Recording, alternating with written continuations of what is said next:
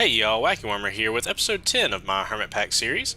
Last episode, you saw where we got our Applied Energistics 2 system up and running, and I've been filling that up with almost all of my items. I left a lot of my organic stuff out. It's still in various chests upstairs and all, but everything else I've thrown in here.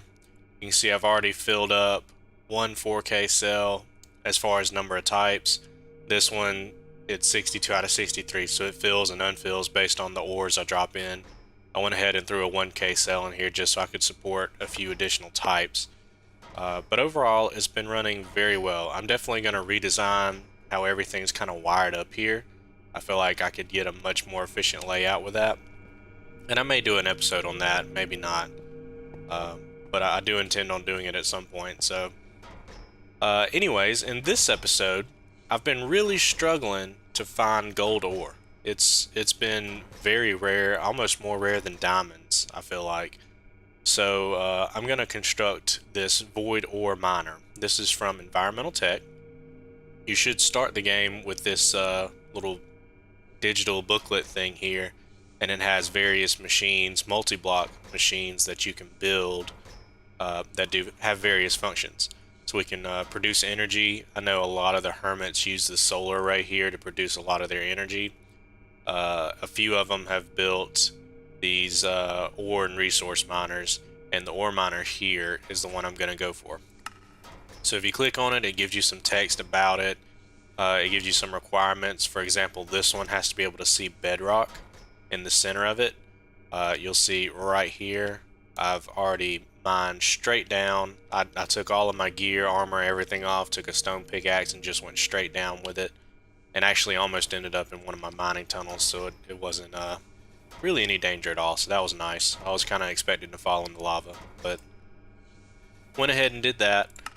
And if we flip over here to the next page, we can see some of the specifications. So every 400 ticks, this thing's going to run.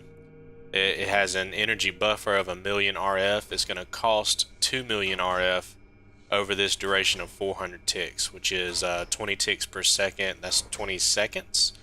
So, you know, I feel like we could keep up with that. We're going to see, but I think we can keep up with it.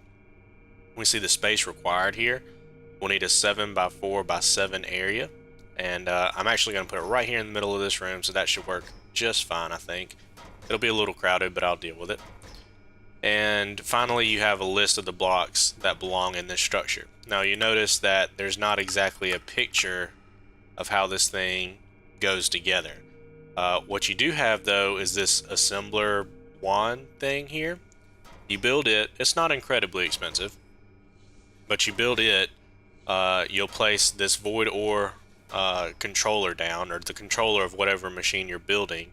As long as you have the blocks in your inventory, just right-clicking on that controller over and over again is going to construct the thing block by block for you. So it said it needed to be 4 tall, so that's 1, 2, 3, 4. Put that right there, so that's directly over there. We'll go ahead and mine out this cobble. Let me go ahead, I know I'm going to need some steel dust, so let me get that smelted up. I'm going to need that for some of the wiring I'll do to supply power and stuff over here. And then now, supposedly, if we right click on this thing,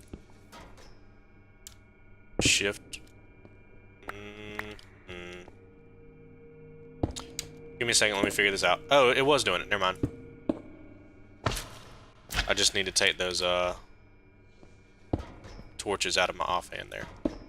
You'll notice in the bottom that I have added Ars Magic 2. I think I said that last episode, not sure. But the GUI is kind of overlying my offhand slot there, so kind of annoying, but we'll deal with it. So I'm just right-clicking this thing over and over and over and over. There it goes. Awesome.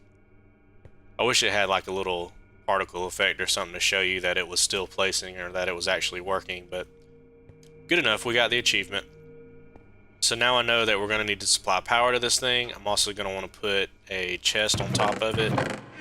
Currently kind of using those chests. I saw in someone else's video that the crates didn't work for automatic insertion. So let me just go ahead and grab this iron chest because I know I'm gonna need some room. So iron chest on top of this guy. And then now we need to supply power. So we've got our steel, which should be in here. Let's go ahead and craft up universal cables. We've got these. I would prefer to get some bigger ones on it. Yeah, let's get some bigger ones on it. So let's do universal cables. So dark it's hard to see them. Go ahead and do those. And then can we go ahead and do the upgraded? Yes.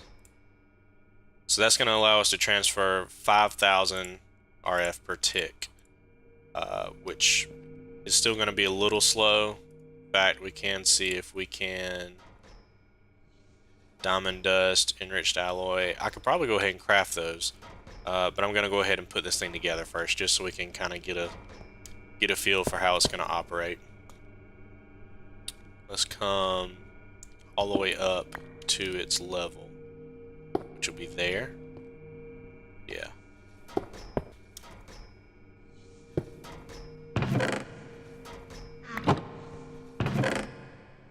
Okay, so it just mined the lead then.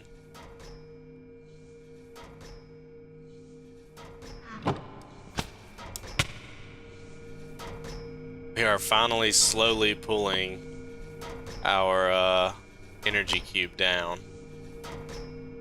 Or, well, not anymore. Cool. So we're mining.